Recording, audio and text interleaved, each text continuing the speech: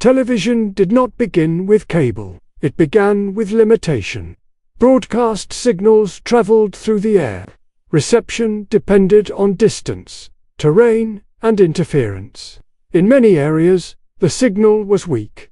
In others, it was inconsistent. Entire communities received nothing at all. Television existed, but access was uneven. Early solutions were not designed to expand content. They were designed to stabilize it. A single antenna was placed at a higher elevation, often on a hill or near a clear signal source. From there, cables carried the signal down into homes that could not receive it directly. This was the origin of cable. Not variety, not abundance, not choice, clarity. The system did not change what was broadcast. It only ensured that what already existed could be seen. Homes were connected physically. One by one, wires replaced distance. Signal became consistent. Television became reliable. But the structure remained unchanged. Content still arrived through broadcast schedules. Programs aired at fixed times. Channels followed predetermined sequences. Cable did not alter this. It extended reach. It reinforced the same system. Viewers still turned on their televisions to whatever was currently playing, not what they selected. What was available at that moment. The experience was passive. You entered a stream already in motion. If you missed something, there was no recovery. If you waited, something else would come. Cable, at this stage, was not an alternative. It was an extension. It did not redefine television.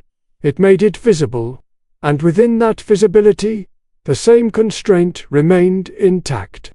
Content existed in time, and time dictated access. Content had a schedule. This is the story of cable TV. Cable television did not begin as a content platform. It began as signal correction. But once the signal became stable, something changed. The limitation shifted, not in access, but in capacity. The cable itself could carry more than a single broadcast signal. Unlike air transmission, it was not bound to the same interference constraints. Multiple signals could travel through the same physical line at the same time. This was not the original goal, but it created an opening. Operators began to introduce additional channels, not by creating new content, but by importing distant broadcasts. Signals from other cities, other regions, carried through the same cable. For the first time, television was no longer limited to what was locally available. The number of channels increased, but the structure did not change. Each new channel was still a stream, a continuous timeline. With its own schedule, you did not gain control. You gained alternatives. The experience shifted slightly. Instead of waiting for one option, you could move between many. But each option was still bound to time. The remote control became central, not as a tool of control over content, but as a tool of navigation. You moved across channels, searching, not selecting. The breakthrough was not freedom, it was density. More channels, more programming, more timelines, running in parallel. This reduced waiting, but it did not remove it. You no longer waited for something to start. You searched for something already in progress. Cable did not break the schedule. It concealed it. Behind volume, behind choice-like movement, behind constant availability of something. But the rule remained intact. Every program still had a time. Every channel still moved forward. Without pause, without rewind, without return. The system evolved, but the constraint persisted. Content was still bound to time. Content still had a schedule. Cable television reached its peak when structure and scale aligned. Not just more channels, but more specialized ones. The schedule became visible. Not something you remembered. Something you could see. Grids replaced guesswork. Time slots, channel numbers, program titles arranged in rows. The system exposed itself. This did not remove the constraint. It made it navigable. Channels multiplied. Entire networks formed around categories. News, sports, movies, children's programming. Each one continuous, each one scheduled. Content became predictable. Not just what was playing, but when it would return. Viewers adapted to the system. They organized around it. Shows became routines. Specific nights, specific hours, weekly patterns formed. Missing a program was no longer random. It was a known absence. Recording emerged as a workaround, not to break the schedule, but to capture it. You did not remove time. You stored a moment from it. The system reached balance. Abundance within structure. Variety within constraint. Even interruption became predictable. Commercial breaks followed patterns. Inserted at expected intervals, viewers anticipated them, adjusted to them. Nothing was immediate, but everything was known. This was the peak. Not because control increased, but because uncertainty decreased. The schedule was no longer hidden. It was the interface. And within that interface, the system operated at full efficiency. Content moved continuously. Audiences aligned naturally. The constraint did not weaken, it stabilized. Content was organized. Content was predictable. Content had a schedule. The system did not fail suddenly. It was not replaced in a single moment. The constraint did not break. It was bypassed. Content began to separate from time, not through cable, but beside it. Physical media introduced persistence. A film was no longer tied to a broadcast slot. It could be started at any moment, paused, replayed, and returned to.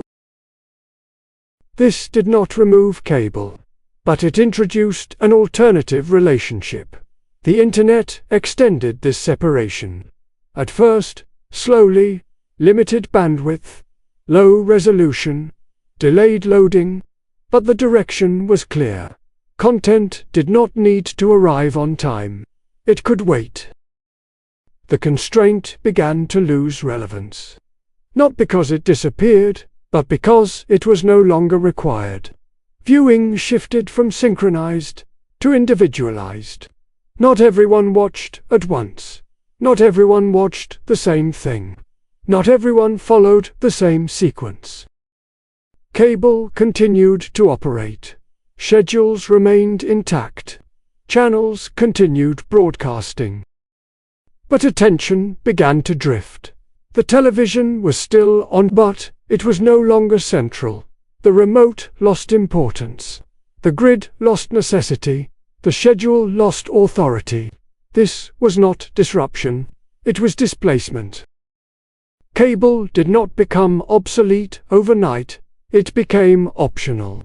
The system still existed, but it was no longer the only way. And once the constraint becomes optional, it begins to weaken.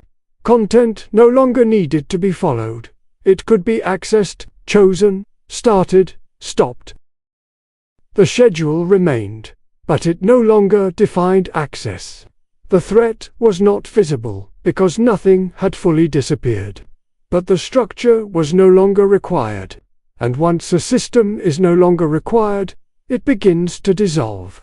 Content was no longer bound to time. The schedule still existed, but it was no longer necessary. The system did not end. It fragmented. Content became immediate, available at any moment, started on demand, paused without consequence, resumed without loss. Time no longer restricted access. Speed replaced sequence. Viewing became personal, not shared, not synchronized. Each viewer followed a different path, a different pace, a different timeline. The system accelerated, but not uniformly. Access depended on connection, fast for some, delayed for others, unavailable in certain conditions.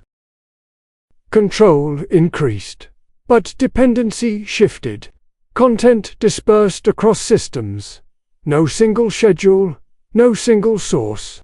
Availability fragmented. The viewer gained control, but lost consolidation. There was no longer one timeline. There were many, running independently. The experience changed. From alignment to selection, from waiting to searching.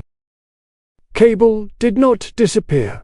It slowed, still present, still functioning, but no longer central. The schedule still exists. In live broadcasts, in sports, in news. But outside those moments, it is no longer required. Some systems remain fast, some remain slow, some are denied entirely. The constraint was not destroyed, it was bypassed. Content is now available, outside of time, but the structure it replaced has not fully disappeared. It persists, at the edges, where immediacy is not guaranteed, where timing still matters. Content once moved forward, without you, now it waits. And in waiting, the system changed. Content no longer needs a schedule. The system did not disappear, it narrowed. Cable persists where time still matters. Live events, sports, breaking news, moments that cannot be delayed, without losing relevance. Here, the schedule remains intact, not as a limitation, as a requirement. Synchronization still exists. Large audiences gathering, at the same moment, not because they must, because the moment demands it. But, outside these conditions, the system no longer holds. The schedule continues, but it is no longer followed. It exists without authority. Cable did not vanish. It lost its position. Once central, now peripheral. Still connected, rarely relied upon. The system remains as infrastructure, but not as behavior. Content no longer organizes time. Time adjusts to content. What remains is not the system itself, but the memory of alignment, a structure where content moved forward and audiences moved with it. A shared timeline, a fixed sequence, a defined moment of access. That structure has narrowed, not erased. It survives, where immediacy cannot be replaced, and disappears. Where control has taken over. Cable television still exists, but the system it defined no longer does. Content no longer arrives, it waits. Content had a schedule.